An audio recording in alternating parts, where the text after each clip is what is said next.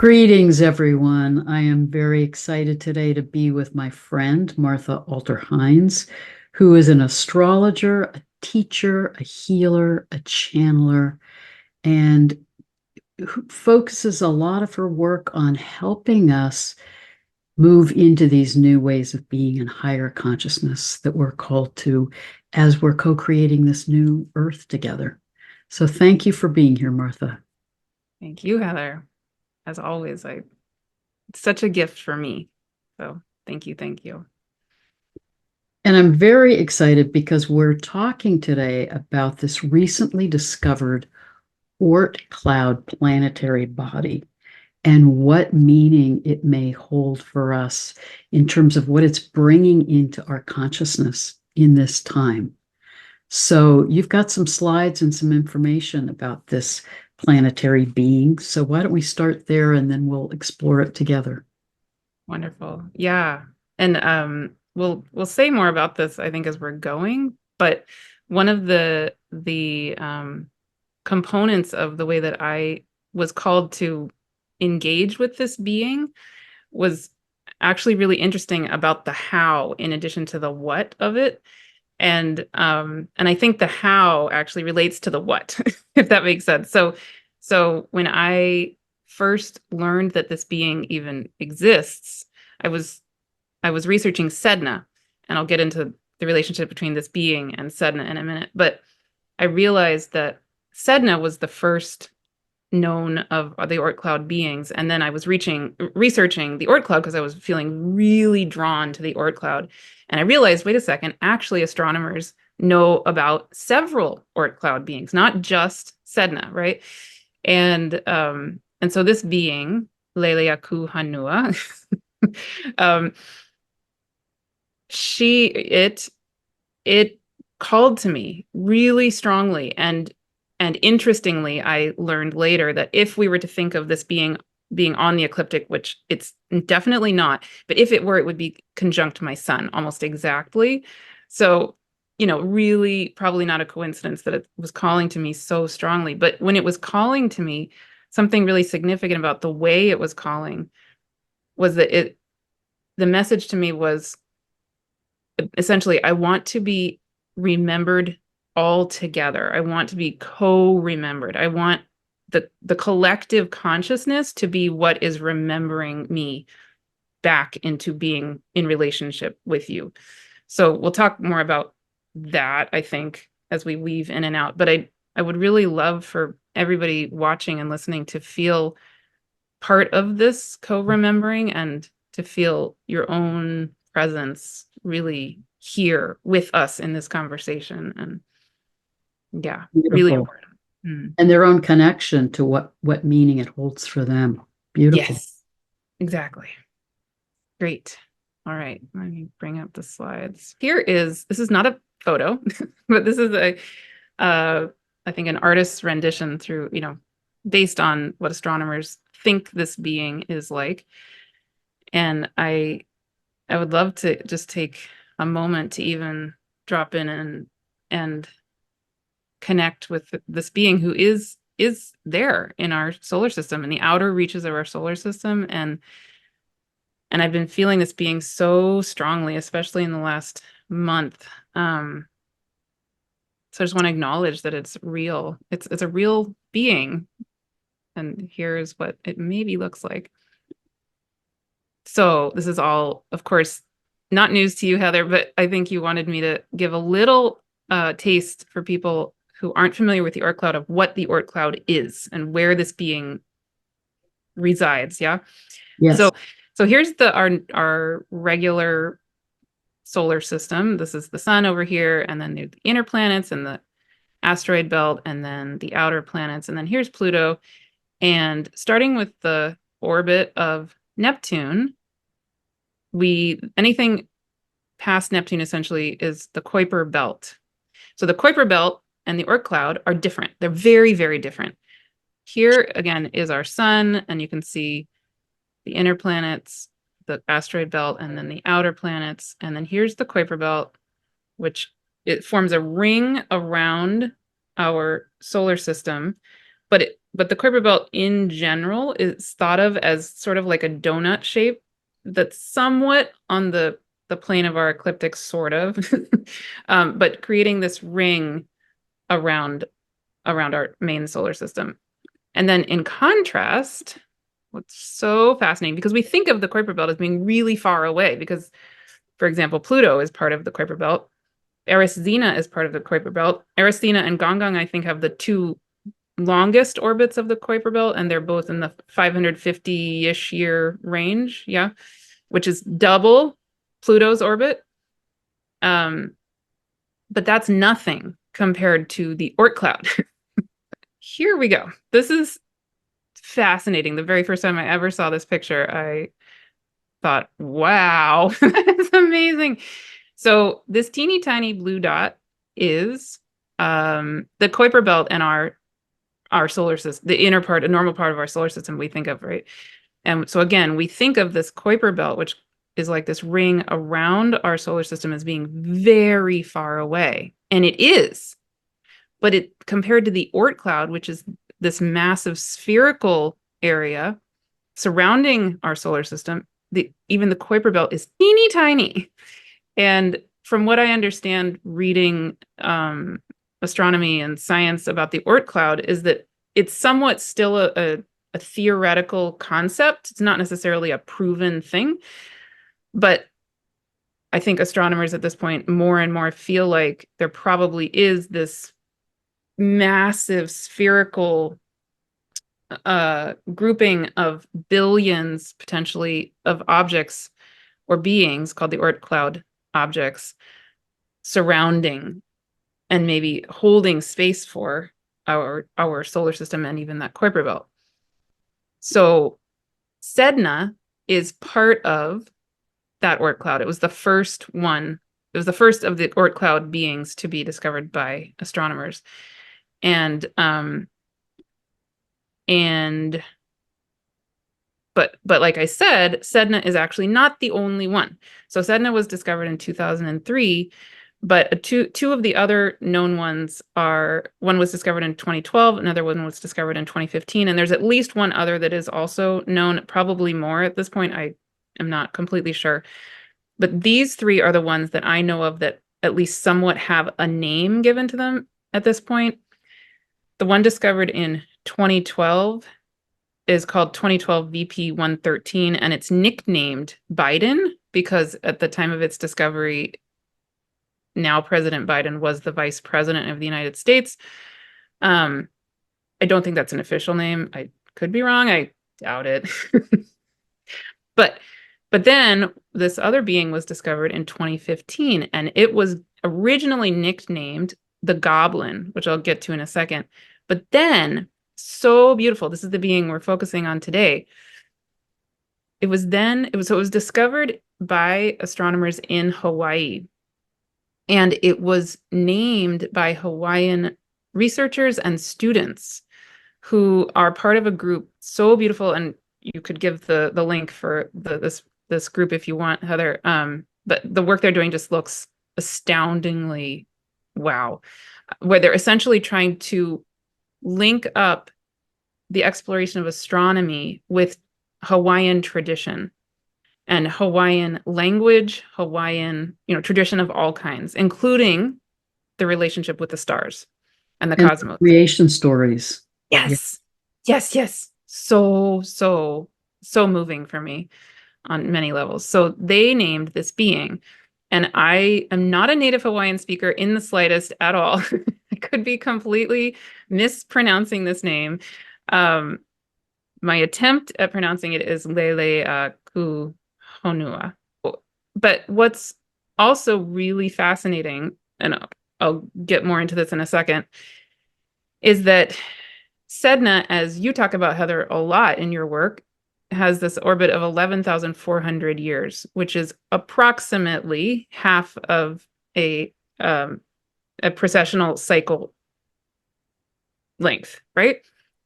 Correct. Yeah. And Leleakuhonua, interestingly, has approximately a 36,000 year orbit. So 3 times the length of the orbit of Sedna. and 1.5 times the length of the precessional cycle. So fascinating, right there. The other fascinating thing about the relationship between Leleakuhonua and Sedna is that they both are going to reach their perihelion, so their closest point to the Earth, 2 years apart. Sedna in 2076 and Leleakuhonua in 2078. So even though they have these orbits that are massively long, they're coming back to Earth basically at the same time, or back to the sun, and therefore the Earth. Which is extraordinary that it's within a 2-year period of time when, their orbits are thousands of years long. And it's interesting that it's only when they're at their closest to our solar system that we're able to bring them back into our awareness and identify them with our telescopes. Yes. Yes. That suddenly our astronomers can see them. Yeah. So here is just a picture of the orbits of those main 3 that I'm talking about. So here's Sedna, which we think of it as, of course, incredibly long orbit. It does have an extremely long orbit, 11,400 years. It's very, very long. But this one, the red one, is Leleakuhonua. So you can see, I mean, way, way longer than Sedna's. And this is the VP, the 2012 Biden one here. And then in here is our solar system. Okay. And there are many rabbit holes that anybody can go down with all of this, right? But one little thing to say is that something that astronomers are talking about is how there's this phenomenon they're noticing of a lot of these outer beings, that they seem to have a collective gravity. So they seem to be coming back to their perihelion in somewhat of a similar location, like this. This is a depiction of what they think is going on. And so anyway, that's a whole big rabbit hole, and it's related to astronomers having a hypothesis about this extra planet that maybe we haven't discovered yet. And Planet 9. Planet 9. Yeah, exactly. So there's various theories with that, but I just think it's a really interesting visual.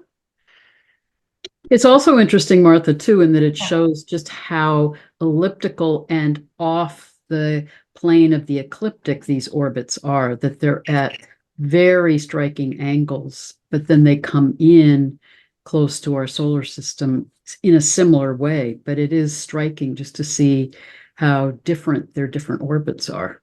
Yeah, exactly. Mm-hmm.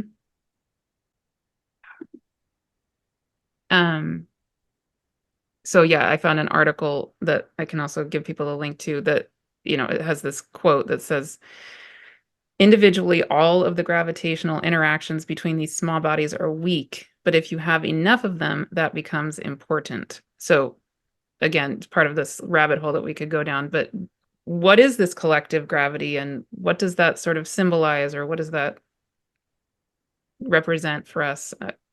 There's many possible answers to that. Yeah, and again, just to emphasize, I think this is really key and something you know so much more about than I do, Heather, and we can maybe talk in a minute about this.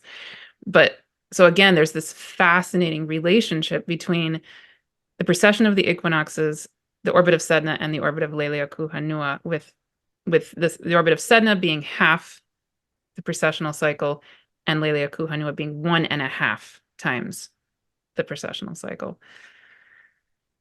Really interesting. Okay, so now we actually get into what is this Leleakuhonua? So like I said, Leleakuhonua was discovered in October of 2015 by Hawaiian researchers and students. It is thought to be approximately 68 miles in diameter, possibly spherical. And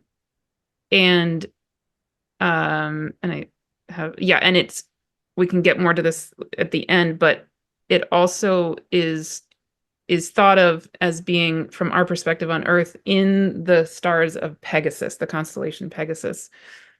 So in between the fish of Pisces.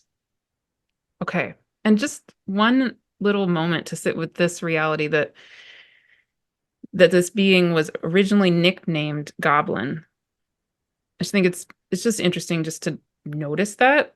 It's sort of, I don't want to discount it. There's something, and my initial reaction was to ignore that fact.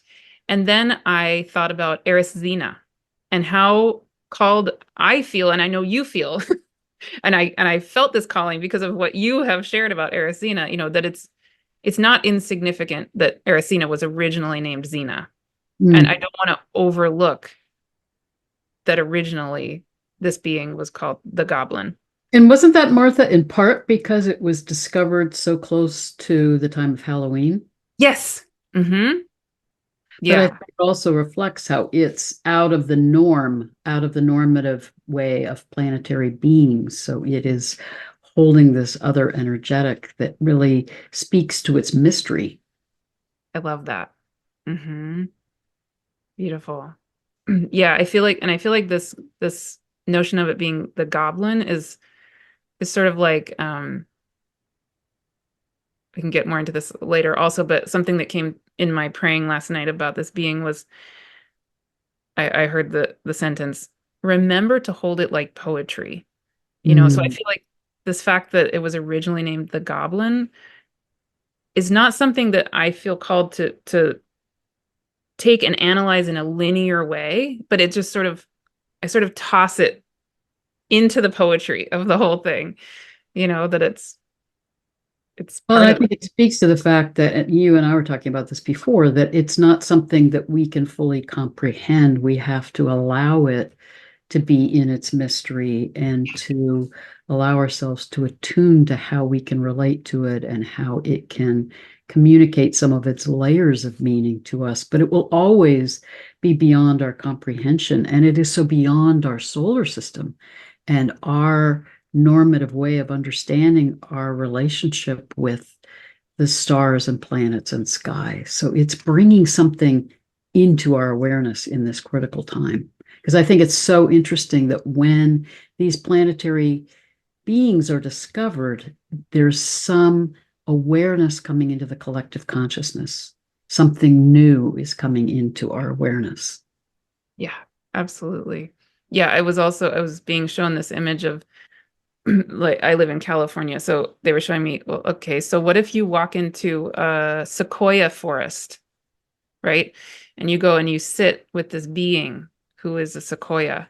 And these are beings who are thousands of years old. They are ancient, literally ancient beings. And I know what that feeling is like. I think a lot of us do when we're with a being of earth like that we can go and actually sit with, it's any kind of ancient place or site, even old rocks, right? They have a life that is so beyond our ability to analyze or mm, nail down to a single sentence. You could sum it up. I mean, how can you sum up the being of a sequoia?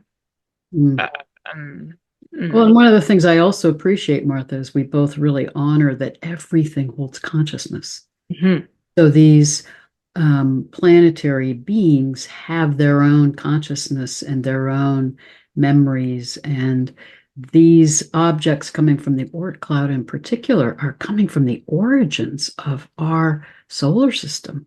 The Mhm. Oort cloud is filled with the icy, rocky remnants of the formation, the birth of our solar system. So this amazing planetary being is holding the memories of our origins in Yeah, the solar system. yeah, beautiful. Exactly. Yeah, and then I think it's important to read this quote from Keone, if that's okay with you, Heather. Sure. I did correspond with him about the meaning of the name Leleakuhonua because I couldn't figure out what the word itself means in Hawaiian. And he wrote back the most kind, generous email. So I want to just read the whole thing here. And he gave permission for me to share this. Just He said, I've only heard or read of Leleakuhonua in brief, mainly because of the name and know little about the actual celestial body. However, as you shared, it's no coincidence when a name is assigned, more like reunited with its translated energy. In the Hawaiian culture, our kiakabi purpose is coded in our name. This is our attempt to outsmart amnesia. The spelling is peculiar. Because it has the accent bar on the A and U, it makes it rather unusual in our language. Lele would translate generically as to travel. A ku without accent bars translates to go, to move, depart. Honua means earth or planet. So Leleakuhonua could mean to move away from the planets. A modern translation is also simply international airport. Very funny. But because of the accent bar, it changes very drastically. From what I know, the name is to honor the navigation of the kolea bird, and I'll talk about the kolea bird in a second, but the name would be more aligned to an ocean creature, Leleakuhonua. Lelea literally means marine creature. And this, again, I'm thinking of Sedna, right? Mm-hmm. Ku can mean to appear or to rise. And Honua remains as planet. So with its designated spelling, Leleakuhonua, the watery being birthed of a planet. It's worthy to note that the Hawaiian language is naturally incredibly poetic, and words and phrases can have a great variety of meaning, even based on its pronunciation or spoken by those of specific lineages or genders. Also, the story of the kolea bird is symbolic of exploration and discovery. The Tahitians are believed to have discovered Hawaii, quote unquote, because over the span of 500 years, they kept following the migration of the kolea until it left their vantage point. They would archive the exact placement they last saw the bird, and over generations eventually found Hawaii. For me, it's a tale of patience, diligence, and intuition. So there's so much in there that feels significant and So beautiful. this whole theme of travel and discovery, but I also love his description of it relating to a marine creature that is birthed or rises up and Yeah. then becomes able to be in relationship with the planet. So that's really our experience of this planetary being, that it's come out of this sea, the deep sea of outer space, much like Sedna, goddess of the deep sea, and it's emerged into our awareness, bringing some wisdom, some awareness into our collective consciousness. Yeah. And I can't help but also think of Lemuria. Absolutely. Mhm. Which Yeah. relates to the bird. Can you tell us more about the bird? Yes. Yeah. So this is a kolea bird, and kolea is the Hawaiian name for this golden plover. And so the Leleakuhonua is not actually referring, it's not the name of the bird. It's referring to the flight, something like Keone was talking about, something regarding the flight of the bird. And just to name, this is another thing that I can share with people more about another time, but that the bird, the Kolea bird, is also one of the beings named in the creation story, translated by Queen Leleokalani, who was actually imprisoned by the US government as the United States was taking over Hawaii. And while she was in prison, she translated this creation story that had been written by her family, that basically is it's a it's a story of the creation of life, but it really tied to me, I think, again, I could be misinterpreting it, but my interpretation of it is that it's basically tying life of the ocean with life of the stars, life of everything emerging as the one. And so the kolea bird is part of the one in that way of experiencing it. And, I highly recommend diving more into that if anybody feels called. But to talk about the actual bird itself, kolea bird, again, that's another word for the Pacific golden plover. And so what's so interesting, this Kolea bird starts out in the Arctic of Alaska, Sedna's home. and it hatches there, and then once they're ready, the females, the mothers, leave the home in Alaska first, and they fly for 3 days non-stop to Hawaii. The females go first, the males come second, and then the babies come by themselves third.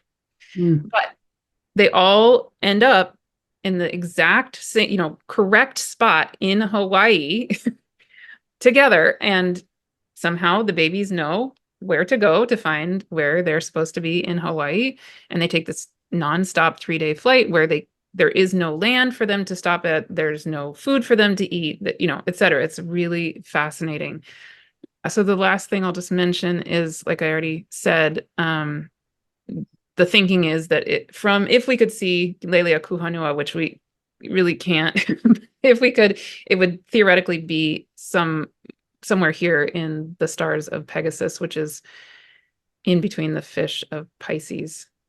I take a look at just the images of a Pegasus and a Kolea, and the relationship of Pegasus to water and being the son of Neptune, and the fact that when the Pegasus strikes its hoof on the ground, it releases water. It has the ability to release water, and it has these wings, and much more I could say, but I will pause right there.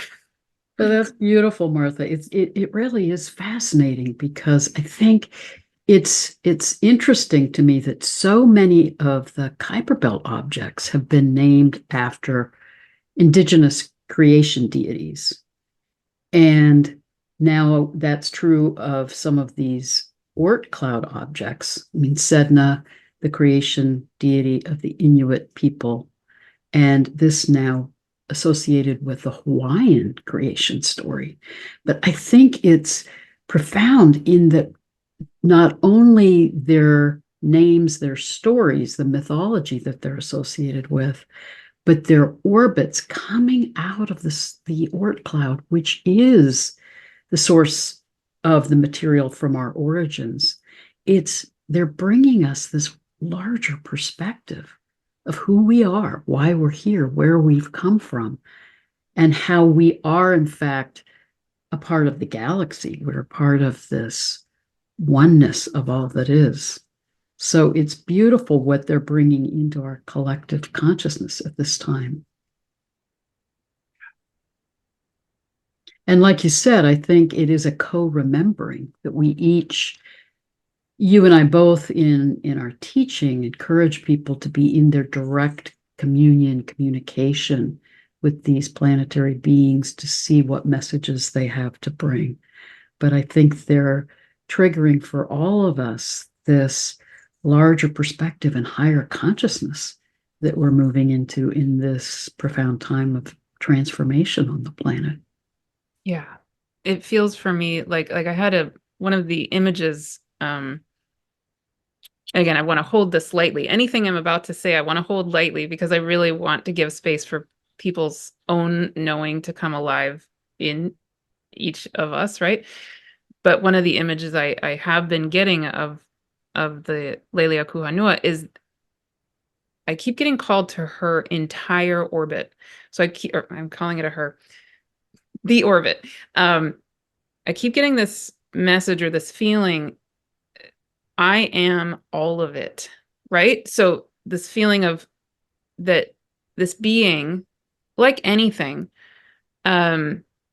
maybe is close to its perihelion, but in a sense, it is a being of the whole orbit. It's not that it suddenly isn't that. It's sort of similar to well, first of all, there is no time and there is no space in a sense, right? And when we get out to such vast amounts of space, maybe our relationship to time and space actually does change. I don't know, like on a scientific level, I'm not actually sure about that, but even just on an experiential level, for me, time and space starts to collapse when I tune into this being and this reality of the sense I get from it, from the being of I am all of it. And then I feel her, I keep calling it her, feel this being holding this massive space of the entire orbit, which holds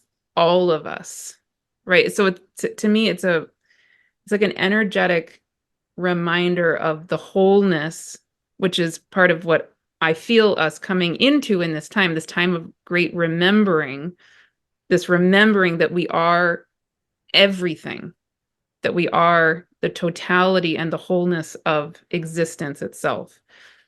And her orbit doesn't span all of existence, but in a sense, for our solar system, it kind of maybe is a microcosm of it. I don't know. Well, I get what you're saying in that as we're moving into the Aquarian age, it is about remembering our interconnectedness with each other, with all of life, coming back into community collaboration to be co-creating this new world together. But I think there's something also very profound about these Oort cloud objects that are not only coming from these remnants of the birth of our solar system, but they interface. It's our boundary between our star system with our sun and other star systems. So I think there's a way in which they bring star wisdom to us. They bring it from the outer reaches of our solar system where they're communing with the other stars, and then they bring that wisdom back into our solar system. So they're messengers of our connection with the oneness of the sea of cosmic consciousness and helping us hold that larger perspective. Yeah, absolutely. And it just popped into my mind another really important little point to say, which is that if we were thinking of this being on the ecliptic, which it's not, but if it were, then it's going to be conjunct the north node of the moon at 8 degrees of Aries. 13 degrees of Aries on June 8th this year, 2024. So just to toss in that little pebble too, into the pond, that's, again, it's not on the ecliptic, but I think that's really interesting. Yeah, and I feel like part of what these Oort cloud beings are reminding us is to not look at things through that paradigm and perspective of the ecliptic. That's our inner world, but it's not their reality. So I think they're helping us break out of those paradigms and more limited ways of seeing things. But it's also, to me, very significant because of the length of their orbits. I'm very careful not to squeeze them into a birth chart and say, what meaning does this have for you as an individual? Where it may enter our chart is where we may begin to connect with that remembering and connection with the planetary object. But to me, they are so profoundly speaking to our larger cycles of the evolutionary journey that we're here in on the earth and the evolution of our collective consciousness. Which is why, as you were saying, I think it's fascinating their connections with the precessional cycle. Yeah. You were saying before we started recording that you were looking into something about what was happening 36,000 years ago. I don't know if you wanted to bring something in I'm very curious. Well, it's as you know, in my work with Sedna and experience with Sedna, she's really close to that midpoint of the precessional cycle, 12,000 years. Precessional cycle being 24,000 years. So I do believe she becomes the messenger of those critical times of change, the midpoint in the precessional cycle and the beginning of a new one, ending of the old cycle.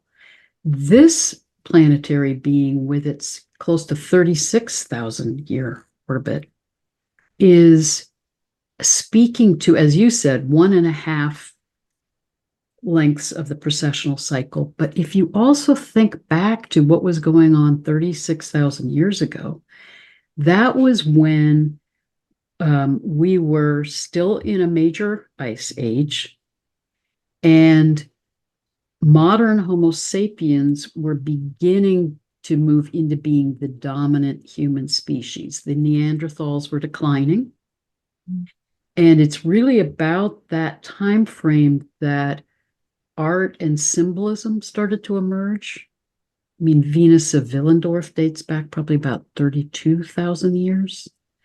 So it feels like there was some shift in our human evolution and our brain capacity to begin to move into artistic expression, these higher ways of creativity, of understanding our journey here on the earth.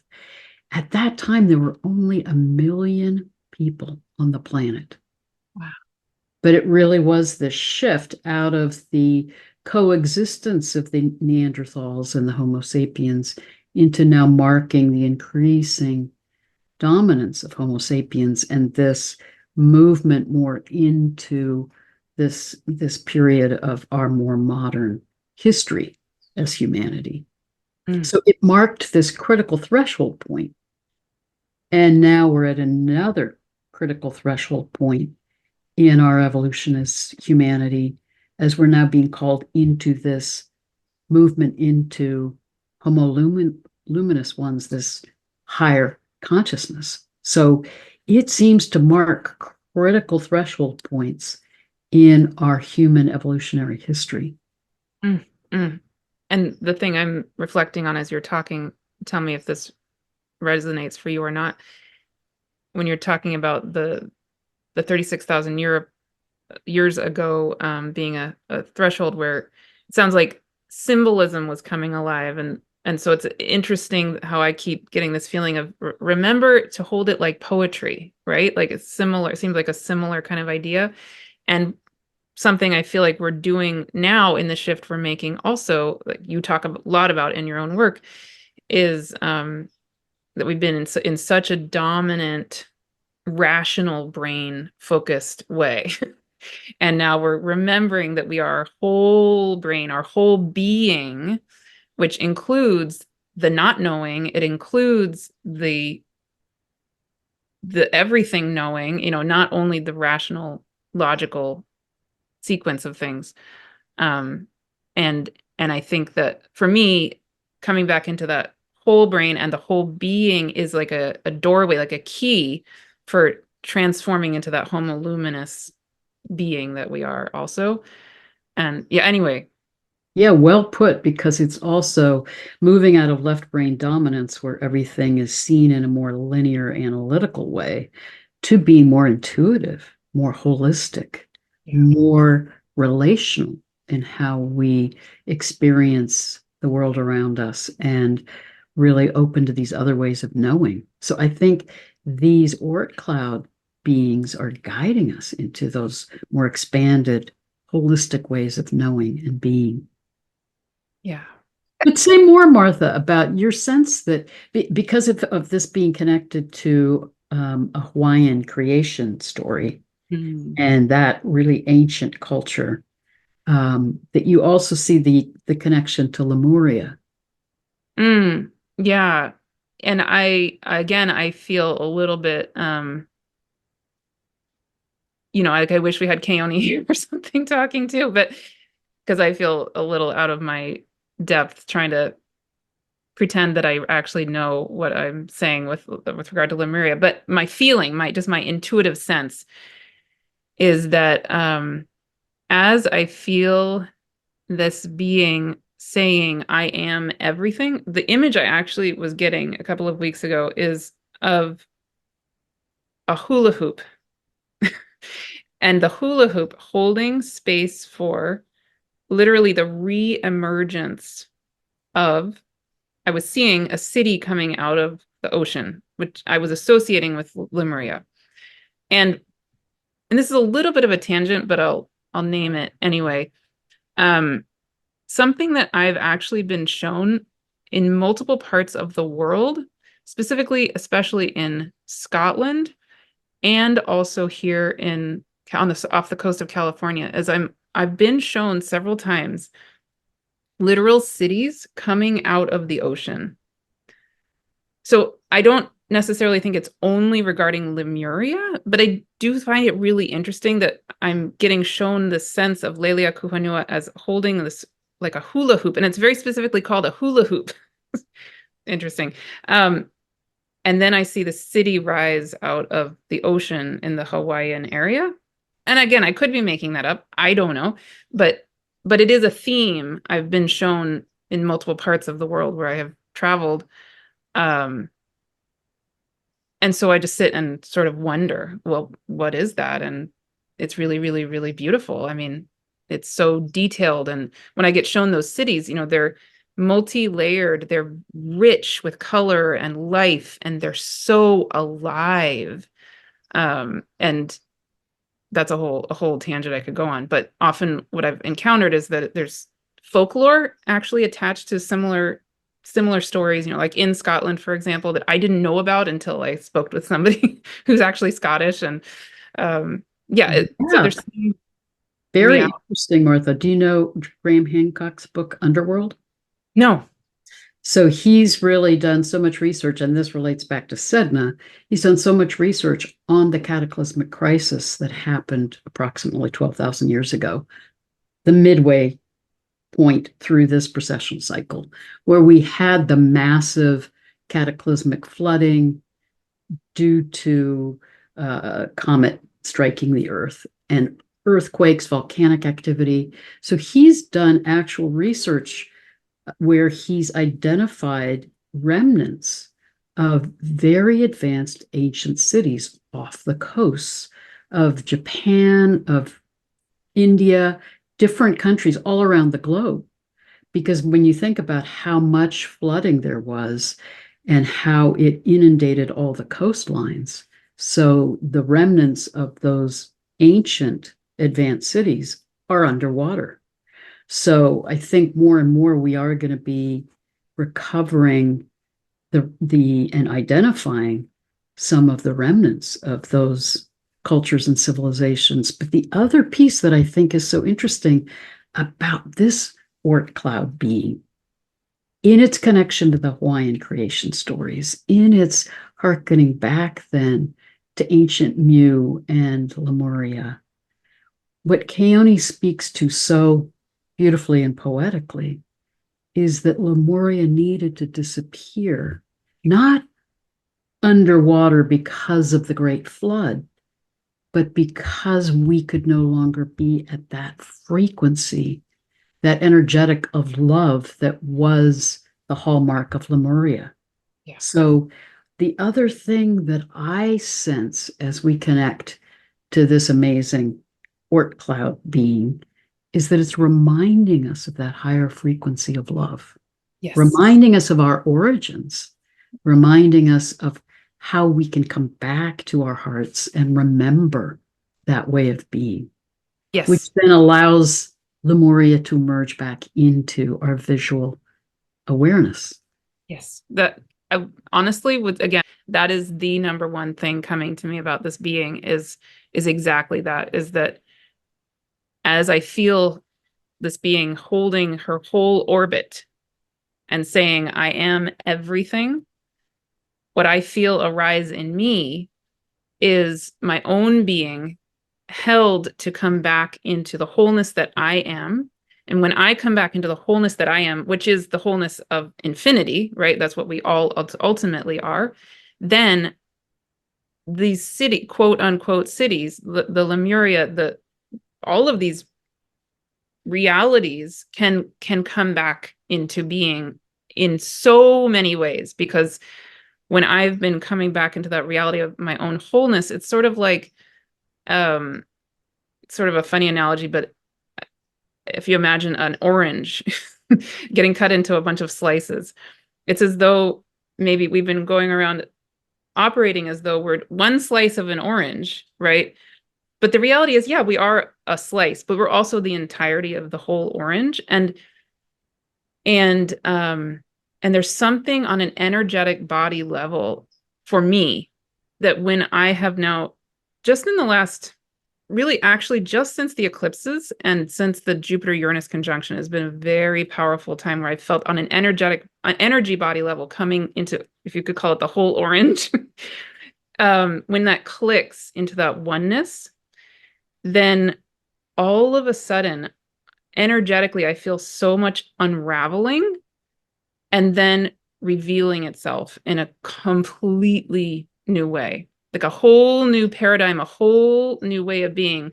Like Jude Carvin would call it the unitive narrative, right? Or another phrase that has been coming to me is the wholeness narrative. Is it's its own world in a sense, right? It's like Lemuria reemerging, or like whatever words you want to put to that. But yeah, it's a kind of unraveling that I don't think we can know until we know, in a sense. So is that making sense to you? Oh, it's beautiful, Martha. It totally makes sense. Part of what Jude Currivan talks about is that we live in this cosmic hologram.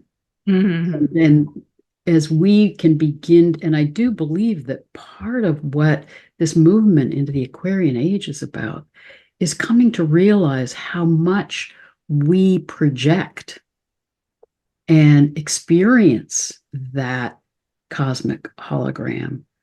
And that as we can begin to, as Sedna does, dissolve into her awareness of her connection with the oneness, then we realize we are fractal expressions of the sea of cosmic consciousness, and that we can then really feel that capacity to be co-creators with the cosmos and not locked into this perspective on the world, on our reality, on what life is about. That's really a very narrow, contracted view of our, both as you said, our infinite nature, but also our being fractal expressions of the oneness of all that is.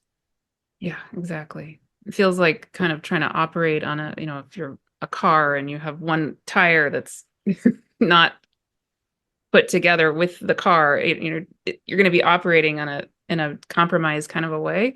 So again, the orange slice trying to operate only as one orange slice is not really that orange slice isn't necessarily even going to be able to know, oh, wow, when I come back to the reality, I'm one orange slice, but I'm also the totality of everything.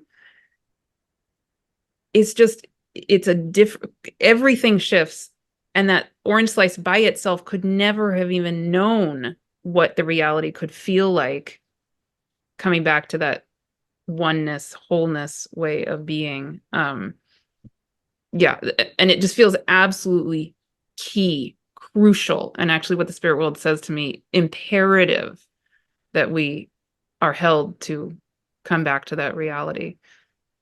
So Because, that's my, yeah. yeah, I think that's so true, Martha. And one of the things that I think has been so destructive about our perspective and paradigm of the last 5,000 years is our sense of separation, Yes. our sense of separation from each other, our sense of separation from the life around us, our sense of separation from the cosmos. Yeah. So we're I think more and more feeling that dissolve to remember our interconnectedness with all that is, and that these Oort cloud beings are the reminders of that, Yes. and that we're not just humans, or as Jude Currivan would say, Gaians. Science. We're actually, as Rudyard would say, galactic citizens. Hmm. Yes, exactly. Yeah, and I feel like that is, if there's one goal I have in this time, or that I'm told by the spirit world is that I need to be focused on, it is the illusion of separation coming back into the reality of wholeness, period, the end. If we could just do one thing, my prayer would be, it would be that, right? And yes, that's exactly what I feel like this being is helping us do. Mhm. Well, and part of what's beautiful in your work, Martha, is you're helping people come back into that deeper connection with their soul selves, which is the portal into remembering that oneness. But say a little bit more about, I know you're doing some ongoing work with the Oort cloud beings and some other programs. Say a little bit more about how people could get engaged in learning more about this or in being involved in some of your programs. Yeah, absolutely. I actually already held a free gathering on May 15th of this year about Leleakuhonua, which many people were involved with, and it was really wonderful. But it's still available, and it's still available to join. And I would love for more people, anybody who feels called, anybody and everybody, to still join in on that free gathering, because in there, what I've done is I've created essentially like a mini course where we can engage in this co-remembering together. And so I did about an hour presentation, and I have my slides in there. Again, it's all free. And then I've given links to many videos and resources that I've found. But the other part that I find so beautiful about it is that other people have, just participants, have commented. And actually, what I did in the free gathering was then I did the presentation, but then I also led a guided, channeled journey to be with Leleakuhonua and to come into your own reverberation, your own knowing of whatever truth is here to come through you. Because I really do feel like it's divine puzzle pieces, right? That we need all of them. I really, really want to be holding this in a way where it's coming through all of us together. And so that the one I already did is available and it's free. And then I'm planning to do a part two. I haven't planned the exact date, sometime maybe in July or August. But once you sign up for the one that already happened, I will let you know when the next one will be. So that's absolutely available. I'm also going to be holding a free gathering on, say, June 21st, where which I can give you the link to as well. But that one is what I'm told by the spirit world. Actually, it needs to be a precursor to the part two of Leleakuhonua, because that free gathering is going to be what's called a gathering of the Council of Infinity. And this is something I'll actually probably talk a little more about when we have our soul wisdom circle, which we're going to be doing together. Um, but there's, in terms of this co-remembering, the spirit world is really adamant that one way that we used to come into knowing as humans was on a regular basis to come into community and communion with the realms, the infinite realms of existence, all realms of existence, all dimensions, all benevolent beings throughout all of time and all of space would come together as one on a regular basis. And then humans, we had a way of interfacing with that to bring through whatever knowledge is needed in that moment, in that time. So I've been hesitant to do that because it's a little scary. It's a little scary to be out there doing that kind of a thing, but they've said this is the time, do it now. Mm. And so that's going to be happening on the solstice, and then after that they want me to hold part two of the Leleakuhonua. Yeah. That's great that you're doing it on the solstice, in that that's when the energies of the earth ley lines are more activated. And what you're describing, Martha, is a beautiful way of opening those portals to what guidance can come through in these powerful times. And it's very similar to the group meditations that Rory's doing on critical energy ley line nodal points at the solstices and equinoxes. So it's beautiful timing. Yeah. Yeah, wonderful. And then, I have an astrology course, I have energy healing course, I have one-on-one sessions, various many things. Yeah, so connect with one thing and it all is connected to everything else.